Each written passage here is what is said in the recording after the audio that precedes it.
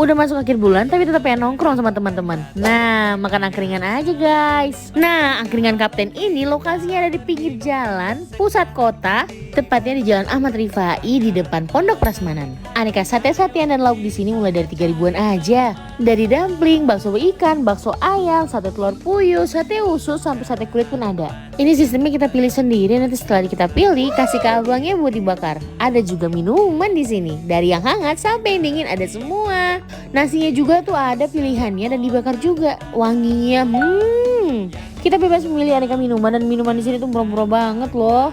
Dari yang pop ice sampai yang ke bandrek ada guys. Dan ini dia nasinya. Nasinya tuh nasi bakar, di dalamnya tuh ada lauknya juga. Yang lebih enaknya lagi, semua aneka sate-satean di sini dimakannya pakai sambal bumbu kacang. Mau yang lauk agak besar, di sini juga ada chicken wings, ada sosis-sosisan, ada otak-otak Singapura.